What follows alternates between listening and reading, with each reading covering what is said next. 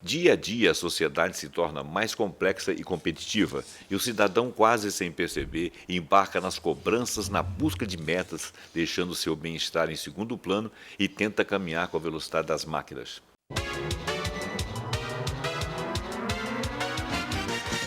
Olá, está no ar mais uma edição da Mesa de Debates aqui na TVE de Juiz de Fora. Eu sou José Roberto Abramo e nós estamos aqui todos os dias contando com a sua companhia e com a sua atenção. Gente, hoje nós temos um assunto muito interessante. Nós chamamos a Elisângela, gente, eu não posso falar seu nome errado, Elisângela Pereira, né? Minha amiga pessoal aqui do Nilson também, velha conhecida aqui da casa, não por ser velha, mas por vir muito aqui. Velha também. Né? Claro que não. Uma pessoa longe disso, né? Está longe disso. Não, pelo menos de espírito você é muito nova. Ah, né? com certeza. Faz umas palestras muito interessantes, eu sou fã das palestras dela. E foi muito bom ela vir aqui, porque nós vamos falar de sobrecarga emocional e de estresse. Pode parecer lugar comum, pode parecer que nós estamos falando de um assunto recorrente, mas eu acho que nós estamos, na realidade, recorrentemente vivendo isso. Todos nós, tá certo? Até mesmo ela, né? Sim. Que é muito cobrada por todas as atividades que tem, inclusive cobrada de amparar terceiros. Sim, não é verdade? O tempo todo. Do meu lado está aqui o Nilson, que já é conhecido dela, velho também não, né? E tivemos a oportunidade de debatermos junto aqui assuntos interessantes, né, em outros momentos. Da área dela, né? E eu tenho certeza que o Nilson está aqui feliz para, junto comigo, entrevistar a Elisângela. Ô, Elisângela, vamos falar então, primeiro eu queria que você definisse, para a gente sair do clichê, eu queria que você definisse assim, como que você vê na sociedade essa questão da sobrecarga emocional. Eu vou usar a palavra mais sobrecarga emocional do que propriamente estresse, porque o estresse ele parece que já é a consequência da sobrecarga. Da sobrecarga. Né? Uhum. O que seria essa sobrecarga? Não precisa, pode ser sim uma pessoa que viva mais para os estudos, pode ser uma criança, pode ser um chefe de família, pode ser uma mãe de família. O que é a sobrecarga emocional na sociedade mundial? No mundo inteiro, na sociedade mundial. Na realidade, essa sobrecarga ela pode atingir qualquer faixa etária. Uma criança ela pode ter uma sobrecarga? Pode, em função de cobrança de estudo. Né? Nós, adultos, o tempo todo nós somos cobrados em função de trabalho, em função de família. Então, eu acho que cada grupo tem, nos dias de hoje, a sua sobrecarga. Se você parar para pensar, uma criança hoje, com 7 anos de idade, ela tem muito mais informação do que se tinha há muito tempo atrás, aos 50. É verdade. Então, esse excesso de informação gera muita sobrecarga, porque informação, parece que não, as pessoas talvez ainda não tenham parado para pensar nisso, mas esse excesso de informação estressa. É uma velocidade muito exatamente, grande. O cérebro o tempo todo trabalhando, refletindo e pensando sobre aquilo que a gente lê, sobre aquilo que a gente vê, né? Você assiste um vídeo, depois você fica ali pensando sobre aquilo que você assistiu. Você lê um texto, então você fica ali questionando, aí você vai buscar uma outra fonte. E isso também é uma carga de estresse. Então, a gente tem essa sobrecarga na criança, no adolescente, no adulto, no idoso, mas cada um por uma faixa etária e por um problema pertencente a essa faixa. O Elisângela, outro dia eu vi um vídeo. Eu não vou falar o nome do cara aqui, que eu espero que ninguém veja esse vídeo. O cara falou um amontoado de besteira, falou de uma opção de mistérios que tem aqui no Brasil, e falou de uma conspiração internacional, uma opção de bobagem. Então não assista esse vídeo, se você achar, não assista. Mas ele falou uma coisa que eu achei interessantíssima. Ele falou que tem sempre alguém não querendo que a gente faça alguma coisa, mas a gente deve fazer, mas esse alguém na conspiração não acha que a gente não deve fazer. Tem sempre uns papos assim, né? E então ele disse o seguinte, que a nossa frequência mental deveria ser 30 Hz, ou mais. Mas que, para manter-nos dominados, ela só funciona com 14 Hz. Isso é uma abobrinha, tamanho de um pode, né? Agora, você viu o seguinte, olha a expectativa do cara, quer dizer, nós vivemos numa velocidade imensa e ele quer mais. Isso aqui que nós vamos fazer agora? Vai implodir. Implodir, né? Você vai ter que ter uma é. cabeça desse tamanho, né, com 30 Hz. Com 30, é. Nós vamos ter metade da corrente alternada, que é 60 Hz. Então, assim, são várias, a gente teoria e internet, a gente fala que é é terra sem lei. Você É pode terra chegar sem lá lei. e falar o que você quiser, enfim. Mas a gente tem que tomar muito cuidado com as fontes, sempre averiguar, exatamente por isso. Né? Elisângela, eu queria até aproveitar o gancho da resposta sua com relação ao tempo que você falou, que é muito interessante. Hoje a gente está vivendo realmente um tempo em que as informações vêm numa velocidade, numa avalanche, que a gente não consegue nem processar isso direito. Sim. É verdade. Né? Principalmente o mais jovem. E o que ocorre? Isso faz com que as pessoas se cobrem mais, se cobram em questão de tempo, que às vezes ela não tem tempo suficiente para poder absorver tudo isso e pesquisar, checar, né, ou responder, às vezes, até, né, alguma Se dedicar à provocação família. que a pessoa tem através disso. E isso gera esse estresse. Também. Isso é capaz de gerar esse estresse. Com certeza, com certeza. Então a gente vê, eu percebo nitidamente, né, comparado, não precisa muito, há 5 anos atrás, eu percebia as pessoas em relação a esse tipo de questão muito menos tensas. Hoje é uma cobrança, porque a gente está, né, numa nova revolução, que é a revolução da informação. Então as pessoas, elas se cobram, elas têm que saber. Então, eu vejo, por exemplo, alunos de faculdade, têm que apresentar um trabalho. Eles não admitem se uma pergunta for feita e eles não souberem o que responder, porque ele tem que saber. Eu falei, olha, você vai estudar o máximo que você puder. Né? Você vai dar o seu melhor, mas se mesmo assim ainda aparecer algo, né, que você não saiba, você vai ter a humildade de falar, olha, eu não sei, eu vou me informar e volto a falar sobre isso com você num próximo momento. Mas o medo de não saber... de não estar adequado, né? Atormenta. E realmente é tanta informação. Eu falo com eles, nem se você ficar 24 horas por dia na internet, ou se você lê livros 24 horas, ainda assim você não vai conseguir dar conta de tudo, você não vai conseguir saber tudo. Então você tem que colocar um limite para que realmente uma coisa que é para ser uma evolução, porque o conhecimento é evolutivo, quanto mais você estuda, mais você aprende, mais você evolui, né? Emocionalmente, culturalmente, mas a gente precisa entender que a gente tem um limite. A gente não vai conseguir absorver nunca esse tanto de informação que chega para a gente todos os dias, né? Tem uma coisa também que o Nilson estava falando aqui, eu até meti a colher. Por exemplo, você ler muito, né? Mas você aceita tudo que você está lendo? Porque eu tenho um tempo em que eu delimito para mim, em que eu vou concordar ou não com o autor. Ah, mas você não é PhD nisso, não me interessa. Eu discordo até do Einstein, se for preciso. Eu tenho cabeça, eu preciso fazer alguma coisa com ela. Inteligência, o pessoal tem mania de definir inteligência como um acúmulo de dados. Tanto é que eles falam que a inteligência artificial é você prepara todo aquele robô ali, coloca todo tipo de informação, aí ele vai decodificar suas emoções. Ele nunca vai fazer isso. Ele vai precisar de uma base de dados que relacionadas, vamos dizer, que aquilo ali corresponde àquilo. Sim. É igual o caso da questão da linguagem, que hoje em dia são capazes de fazer leituras. Tá, eu acredito que a linguagem verbal, não verbal, ela possa ser lida. Agora, a interpretação, o que você vai fazer com aquilo, é demanda sua. Aquilo não é necessariamente uma realidade. Então, quer dizer, a gente tem que aprender a fazer leituras. Não basta você ter informações. Não. Você tem que saber decodificar a informação. Sim. E outra coisa, teve um autor que falou uma coisa muito interessante. O excesso de informação, ele gera amnésia e não cultura. Certo? E tem um terceiro fator que esse eu quero que você comenta aqui, que seria a minha pergunta dentro da pergunta dele, do Nilson. Que seria o seguinte, quando você está fazendo isso tudo e não tem tempo de dar atenção para sua mulher, seu filho, sua filha. No meu caso, por exemplo, minha neta, né? Que às vezes eu passo o dia e falo, eu quero ver minha neta, ela está crescendo, é muito rápido. Não estou vendo, né? Eu não estou vendo ela crescendo, e ela é uma gracinha. Aí eu fiquei 2 dias com ela, fico feliz aí, pô, já tem 2 dias que eu não vejo, entendeu? Filho, né? Quando você é pequeno, eu não tinha muito tempo de ver meus filhos. Né? Comenta isso aí, que estresse é esse? Eu acho que esse é o verdadeiro estresse da nossa cultura moderna. Que é você se dividir entre o trabalho e a família.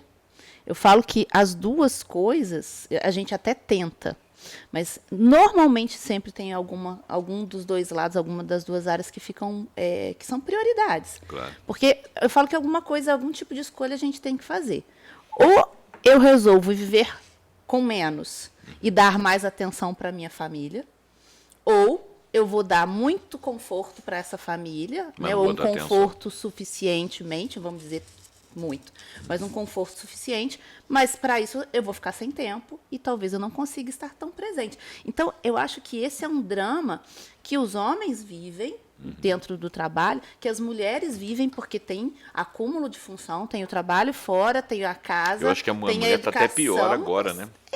Então a mulher assim, conseguiu ultrapassar o estresse do homem aí, porque a mulher cobra de si, até pela natureza dela, de dar conta do ambiente doméstico. Ela não larga o filho pura e simplesmente. Não. O pai ainda e consegue quando fazer consegue fazer, às vezes coloca numa instituição bacana, numa creche e tal, ou deixa com a sogra, com a mãe. Ainda assim, isso é feito com culpa. Feito com culpa. Não é feito isso gera estresse, de forma leve. Elas até vão, mas com aquele sentimento, nossa, olha o que eu estou fazendo. É verdade. Eu estou deixando meu filho para trás, para quê? Aí, às vezes, chega num trabalho que nem é um trabalho que complementa, que é a missão de vida dela. Aí, terrível. Ô, Elisângela, se a mulher não fosse mãe, o mundo nunca seria machista.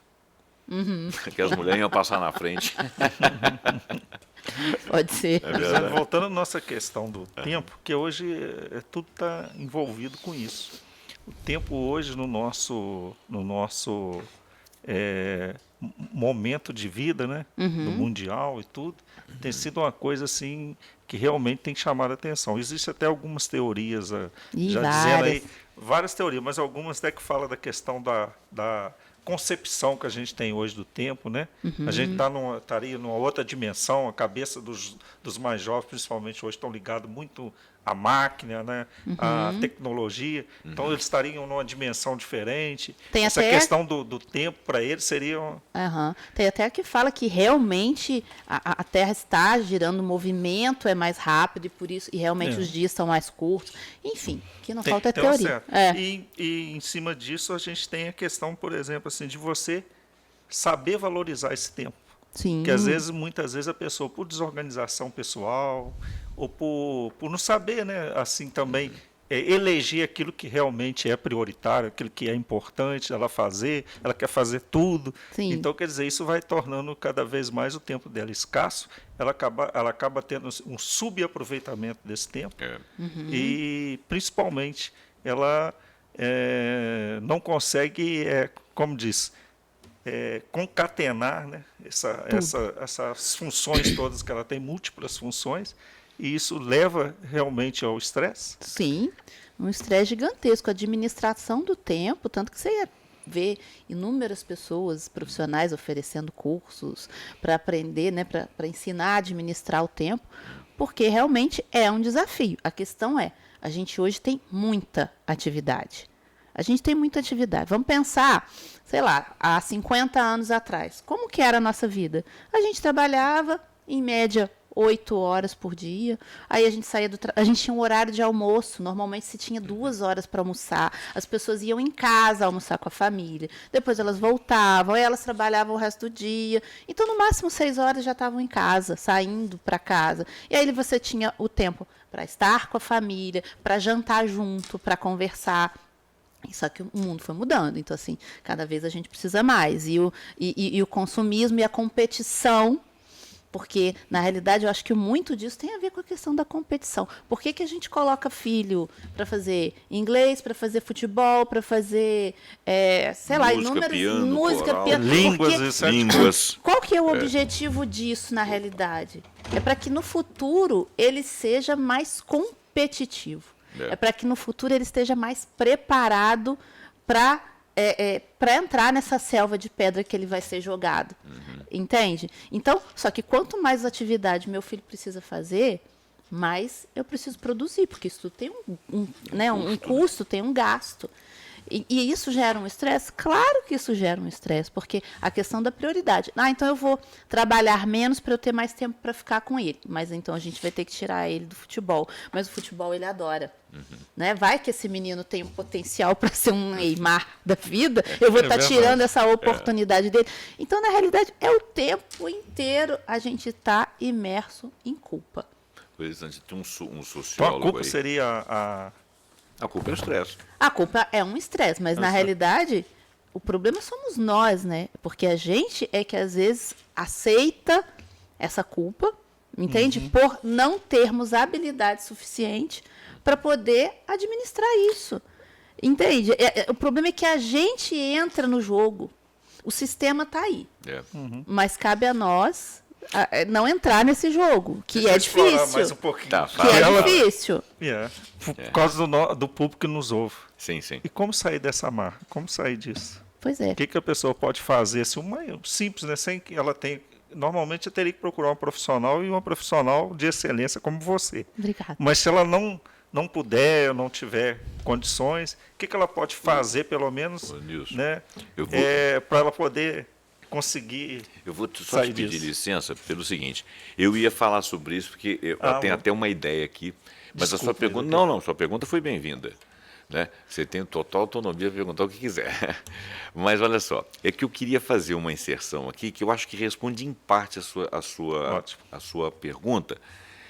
Por causa desse sociólogo que eu ia falar aqui, que eu esqueci o nome. Eu estou tentando, desde o início do programa, eu estou tentando lembrar, porque ele tem duas coisas que ele falou. A segunda é a seguinte. Ele falou o seguinte, que o mundo seria muito menos estressado se nós vivêssemos numa sociedade cooperativa. Né? E segundo, a sociedade cooperativa, ela gera para os cooperados muito mais lucratividade do que a sociedade competitiva. Porque na sociedade competitiva, eu ganho de você desde que você perca. Para alguém ganhar, alguém tem que perder. Tá? E na cooperativa, os dois ganham em proporções diferentes. Sim. Porque estão cooperando. Então, só de você não viver o estresse, de ver o outro como um competidor, de você ver o outro associado a ele, você já tem um ganho. Então, a estrutura da sociedade já mudar. É claro que a gente pode eleger aqui, você vai fazer uma ginástica, você vai fazer não sei o quê, você faz uma terapia. Isso são problemas de emancipação pessoais. Né? Eu acho que a gente tem que ter uma visão um pouco mais sistêmica. Então, eu queria que a Elisângela, respondendo a pergunta dele, aí, partisse em segundo plano e falasse dessa sociedade sistêmica, essa sociedade que pode emergir dessas descobertas. Então vamos por parte. Primeiro, né, tentar responder a sua pergunta. O que eu acho? O que a gente pode fazer? Escolhas. É a única solução. É o que eu uso para mim e é o que eu oriento para as pessoas que me procuram, para os meus clientes também. Na realidade, assim, tudo não dá para ter. E eu vejo que essa ansiedade por essa competição é que gera esse estresse. Então, assim, hoje eu tenho que colocar o meu filho na melhor escola da cidade, porque ele está com 2 anos agora, mas daqui a pouco ele vai ter 17. E aí ele vai ter que fazer vestibular. Aí eu falo, você nem sabe se quando ele tiver 17 anos ainda vai existir esse sistema. Pode ter tudo mudado. O planeta pode ter acabado daqui a 17 anos, eu não sei. Não é de rota. Não é? A gente não sabe. Mas você vê uma ansiedade, as pessoas elas entram no esquema da competição. Não, então às vezes eu aconselho, coloca numa escola mais tranquila, onde ele não precise de competir tanto, né? Tem alguns sistemas que são muito benéficos para a criança, porque eles ainda adotam aqueles sistemas de rituais, por exemplo, de entrada da primavera. Tem umas coisas que são muito legais. Mas aí meu filho vai virar hippie. Se eu colocar nesse tipo de esquema, ele vai virar hippie, e quando ele chegar lá na época de fazer o vestibular, ele não vai conseguir competir, sendo que é uma coisa que você nem sabe se vai existir Acha até lá. Acha que ele tem que estar estressado para estar com o lombo lá, para tomar pancada. Ele tem que estar num lugar que vai tirar o sangue dele para ele ser o melhor aluno, para quando chegar lá na frente ele ser o melhor, para ele ser o melhor profissional, para ele ganhar dinheiro. Entende? E aí a mensagem o tempo todo que implicitamente, às vezes nem tão implícita assim é passada, ganhe dinheiro, porque só assim que você vai ser feliz. Entra no que o Dalai Lama fala, né? No Ocidente você acaba com a saúde para ganhar dinheiro, depois você acaba com o dinheiro para ganhar a saúde. Para cuidar da saúde. Para cuidar da saúde. Exatamente. Então, essa é uma parte. Agora, a questão que você traz, eu concordo com você, eu concordo com esse sociólogo, o problema todo começa a partir do capitalismo, né? A partir da propriedade privada. Porque antes, como que as pessoas viviam?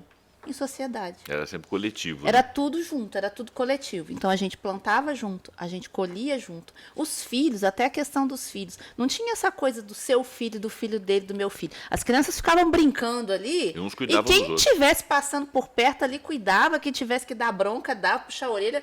Era tudo assim. A partir do momento que vem a propriedade privada, eu falo, opa, esse pedaço de terra aqui é meu. Então, a partir de agora, o que eu plantar aqui dentro é meu. Então, aí começa essa questão da competição. Aí a gente entra num estado bélico. A gente entra num estado de guerra, de competição. Então, vamos evoluindo e aí vem o dinheiro, e aí eu tenho que ter mais dinheiro do que você, que é para provar que eu sou mais bem-sucedido, e aí agora eu tenho que ter um carrão, eu tenho que ter uma mansão, tudo isso para poder mostrar para você que eu estou muito bem, obrigado. Porque, na realidade, para que as pessoas fazem isso o tempo todo? Elas querem atenção, que é o que eu falava com o Newton antes da gente começar. Entra naquela conversa. Entra na nossa conversa ali de bastidores, porque na realidade é tudo, tipo, pelo amor de Deus, olhem para mim. Aham. Eu estava É comentando. uma coisa No do WhatsApp fundo, hoje, né? Que a pessoa quer se mostrar que ela... Que é o Olha, olhem para mim virtual. Mais o Instagram, mais do que o WhatsApp. Que é o Instagram olhem tem para cada mim foto. virtual. A gente saiu do olhem para mim, né, pessoal, que antes era só aquilo que você desfilava. É assim, até uma pessoa que está ali com terno, você pode até estar super discreto, mas deixa eu olhar o terno dele. Se o terno é elegante, se é de uma boa marca. Está combinando, Se está né? combinando. Então, olhem para mim.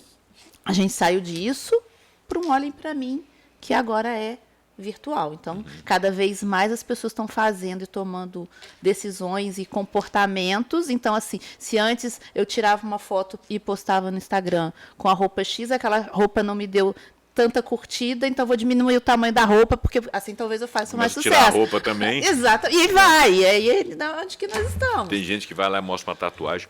Agora, tem um dado, algumas muito indiscretas. Bom, mas eu não critico, porque eu não sou moralista. Eu só fico A gente só pensando tá fazendo... qual é o fundamento. Exatamente, né? a gente está Qual é o tentando fundamento? Porque eu acho- entender o que está por trás. A gente tem que entender que Porque a se eu psicologia, o objetivo dela é esse. É ver não é o que se mostra, É, claro. é o que está por trás. Eu falo, quando meus clientes chegam, eu falo, eu não estou aqui preocupada com o que você fala. O que me importa é o que está por trás, o que está você me por fala, trás. que você não percebe. Né? Se a nudez fosse naturalizada, o mundo era mais democrático. E Com a gente certeza. ia descobrir que muita gente é feia, né? Você vê na praia, né? A praia é uma terra de horrores, né? A maior parte das vezes é, na verdade. Porque lá você está inatural. Nossa Senhora, eu dá vontade de ir de terno na praia. Vamos lá. O Brasil é o segundo país do mundo mais estressado, aponta um ranking, segundo a International Stress Management Association. Nós só estamos na frente dos japoneses. Por que será? Eu deixei essa como sendo a última pergunta, porque achei muito interessante essa colocação. Por que será que nós somos o segundo país mais estressado? Porque o japonês... vou até te contar uma história bem rapidinha. Nós estamos caminhando para o final do programa, não posso me estender. Tem uma pessoa que eu conheço que ela é filha de japoneses. Ela veio aqui no Brasil, casou aqui com uma japonesinha também e teve um filhinho japonês. Mas ela teve um tempo que ela fez um estágio lá. Ele chegou para mim e falou assim, preciso ver como é que é as coisas no Japão. O camarada controla o tempo que você vai encher esse copo d'água. Aí o outro controla o tempo que você vai levando não sei o quê. Aí ele controla o tempo que você vai descansar. O tempo do banheiro. Tem O tempo do banheiro. Aí eu disse, não, nessa hora eu não vou dirigir, não sei o quê, não sei o quê. Ele falou, e você achou isso espetacular? Ele falou, achei maravilhoso, por isso que aquela sociedade está na frente. Eu falei, por isso que eles estão morrendo, meu filho? Que coisa Suicidando. desagradável. Até um alto índice de suicídio, Sim. né? Alto índice de suicídio. Será que você tem que ser máquina? Porque você usou a palavra capitalismo, né? Eu acho que é o valor do capital emprestado às suas ações é o que está matando as pessoas. Porque o capital em si é uma moeda, é um meio de troca. Né? Mas aquilo que você emprestou para ele, né? A maneira como você emprestou a beleza, né? Então, quer dizer, eu fico me perguntando como que o brasileiro, ainda mais o baiano, será que eles estão levando em consideração que existe a Bahia aqui no Brasil? Mas nós temos o segundo estresse. Eu acho que tem a ver com esse... É um conjunto, tá certo que aqui no Brasil as coisas não funcionam assim como no Japão. Mas eu acho que a gente tem uma série de outros fatores vamos dizer assim, levando em consideração sistema. Segurança pública, Segurança desemprego, pública, governos, desemprego, políticos, corrupção, mídias. toda essa transformação que a gente vem passando aí nos últimos tempos, e entra governo e sai governo, e impeachment e não sei o quê. Isso tudo gera um estresse e uma insegurança muito grande em relação ao futuro, que é completamente diferente de você viver na Suécia. Sim. Você sabe o que vai acontecer com a Suécia daqui a 10 anos. Eu acredito, posso estar enganada, mas eu acredito que ela vai estar muito bem, obrigada. Dinamarca. Tem um índice também de suicídio, né? Nesses países tem. Mas aí as motivações são outras. São né? outras. São Muitas outras. vezes são emocionais, muitas vezes até de tédio, sabia? climáticas também, né? Climáticas. Por causa de muito escuro. Quer ver uma muito- coisa? A Suécia, ela fez opção de investir no mercado imobiliário. Por quê? Não por questões capitalísticas, vamos dizer assim. Porque eles olharam o centro da cidade, as construções estão velhas. Então, eles resolveram retirar alguns impostos que atrasavam um pouco a construção civil, para que a construção civil fosse implementada, para jogar aqueles prédios e melhorar aquilo. Aí eles estavam analisando prédio a prédio. Isso numa sociedade de 5 milhões de pessoas dá para você resolver, né? Numa sociedade de 210 milhões de pessoas é mais complicado. Exatamente. É uma base Exatamente. filosófica. É o que eu falo, assim. As pessoas falam, porque Portugal? Eu falei, gente, olha o tamanho de Portugal. É muito mais fácil você administrar um país, né, pequeno, com poucas pessoas, com um número reduzido, comparado ao Brasil. Olha, a gente dentro do nosso país, você sai daqui, você vai para Roraima, vai para Rondônia, é outro lugar. Parece que você realmente, assim, são 5.000 quilômetros de distância, e além disso é completamente tudo diferente. Então, eu acho que essas questões ligadas ao sistema, à política, à falta de segurança, né, à falta de, às vezes, esperança em relação ao futuro, isso gera um estresse muito grande para o brasileiro. E trabalho também, porque as pessoas acham que não, né? A gente, talvez a gente não tenha essa fama do japonês, mas o brasileiro trabalha muito. Trabalho. O brasileiro Ele gosta de trabalha trabalhar. Essa muito. mentira que o brasileiro não gosta de trabalhar é Ele mentira. trabalha muito, até essa questão do baiano.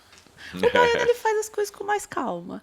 Mas ele Entende? faz. Mas ele faz, ele trabalha também. Trabalha. Né? Então, eu acho que isso tudo somado faz com que a gente tenha, assim, esse medo. Na realidade, o que eu vejo muito é um medo em relação ao futuro. Talvez esse estresse do brasileiro venha daí. Tá. Bom, nós vamos caminhando para o final do programa agora.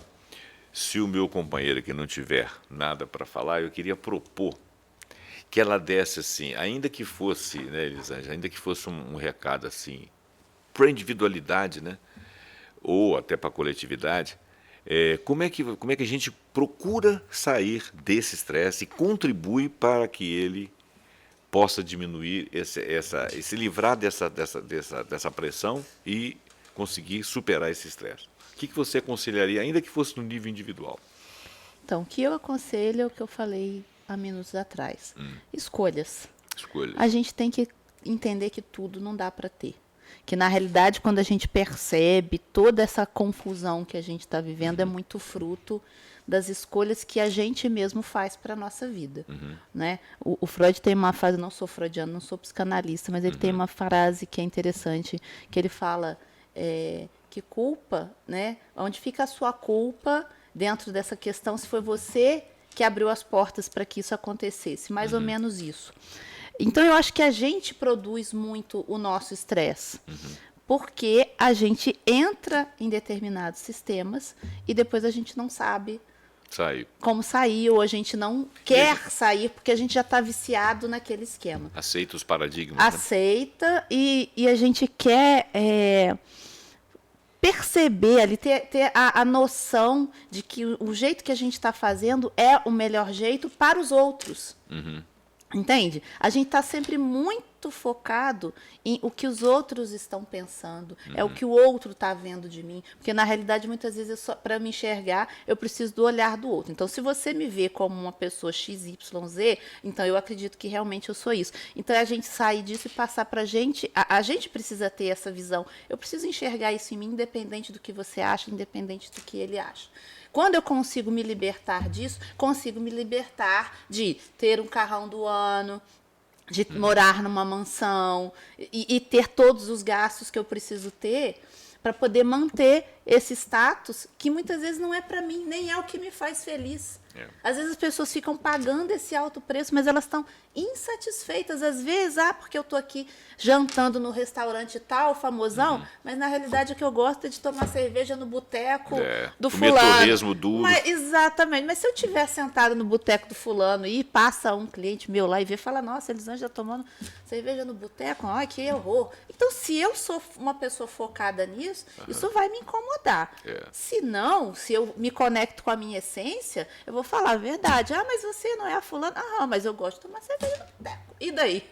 Entende? Então, eu acho que ter a coragem de ser quem você é, de verdade, te ajuda a te desconectar desse estresse por essas exigências que você acaba criando para poder mostrar para o outro. Então, posso estar enganada, mas eu acho que o social, a gente estar presa ao social colabora muito. Então, quanto mais eu consigo me desprender dessas amarras do social, mais feliz eu consigo ser. Então, faça escolhas. Vê o que realmente eu preciso. Eu preciso dessa caneta e eu preciso desse copo. Realmente eu preciso? Não, a água realmente ela é essencial, mas talvez a caneta não seja. Então, eu vou abrir mão, porque aí eu consigo trabalhar menos e aí eu posso viver mais, eu posso estar em mais contato com a família. Na realidade, o que eu preciso para ser feliz?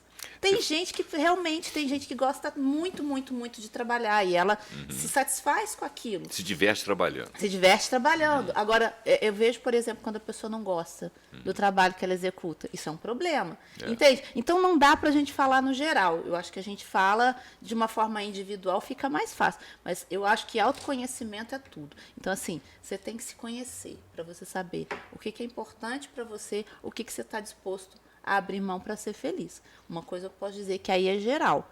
A gente não sabe quanto tempo a gente tem. É verdade. O tempo é curto.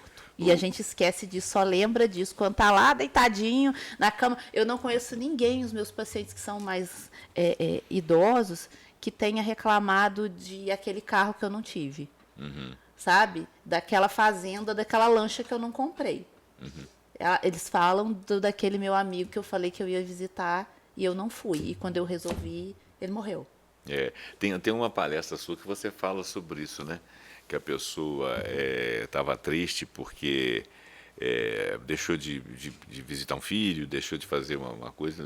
Não foi de nada, não foi de nenhuma fazenda, de nenhum carro. Isso aí. Mas nós estamos finalizando o programa e eu agradeço aqui as perguntas e a participação efetiva do meu amigo Nilson, que é sempre um grande colaborador. Teria muitos, Elisângela. A gente tem que aproveitar, sugar um pouquinho. A gente tem que sugar um bocado dela. Mas eu sei que o tempo é curto. Agora, a gente volta. Pois é, eu queria deixar... Eu queria até sugerir, tá? Queria até sugerir. Bom, então eu vou fazer uma sugestão. Está bem dentro da minha área, que a gente falou esse ano passando sobre isso, né, que é a questão do consumo, do consumismo, né, da necessidade de consumir. Adoro. Que a gente está hoje enfrentando também certo estresse, né? Que a pessoa quer, às vezes, fazer muita coisa pensando em gastar o seu dinheiro, o produto daquilo que ela ganha com coisas, às vezes, que não vão fazê-la feliz. Né? Que às vezes eu falei, às vezes é o para chamar a atenção, me olhe. Né? Eu tenho isso, logo sou. Será? E dentro desse miolo aí, já que ele falou de consumismo, eu acho que nós estamos na mesma vibe, porque é o seguinte, eu andei lendo um negócio chamado metaconsciência. É uma coisa nova. Sim. O metaconsciência que foi definido lá, me corrija se eu estiver errado, não é a minha autopercepção. Porque a minha autopercepção é eu tentar me conhecer, pelo menos em tese. A metapercepção é eu saber se eu estou passando a informação para você olhar para mim e ver aquilo que eu quero. Eu acho que no Instagram está cheio de metapercepção. Eu acho que no Facebook está cheio de metapercepção. No YouTube está cheio de metapercepção. O nosso próximo assunto vai ser esse. Pode ser? Sensacional. Show de bola, né? Estaremos aqui. Está dentro mais ou menos do que você falou também, a questão do consumo, né? A questão de você querer gastar. Quer dizer, quando você está consumindo, na realidade, você está querendo um feedback do seu ganho, você está querendo uma satisfação. Sim. Né? Então, quer dizer, está dentro disso aí. Bom, gente, então eu vou finalizar, porque realmente nós extrapolamos o tempo. Olha, é sempre um prazer ver as suas palestras, conversar com você estar aqui. Né? Nós ficamos muito felizes, né? Eu que agradeço o convite. Obrigada, sempre muito bom estar aqui e poder levar um pouquinho de Na realidade, não vou dizer que é conhecimento, não, mas é do que eu acredito, Sim. é dentro daquilo que eu trabalho e que eu tento passar para as pessoas. E eu falo que muito o que eu passo, eu falo, gente, eu sou a minha melhor cobaia. Tudo que eu falo para as pessoas é porque eu já testei em mim. Já viveu, né? Isso é importante. É o que eu vejo que funciona. Aí eu falo, bom, se funcionou para mim, talvez funcione para outras pessoas. Então, eu fico muito feliz de ter a oportunidade de estar aqui tentando passar um pouquinho disso para as pessoas. Agradeço, tá? Muito obrigada. Que bacana. Nós que Muito agradecemos. obrigado. Nós que agradecemos. Bom, então, eu vou finalizar agora. Eu quero agradecer a você que nos acompanhou até aqui, pedir para que você curta, compartilhe, se inscreva no nosso canal, ative o sininho para que você seja avisado sempre que nós tivermos vídeos novos aqui. E se você tiver dúvida e quiser conversar com a Elisângela, deixa aí nos comentários a sua pergunta que a gente leva até ela. Até o próximo vídeo. Muito obrigado.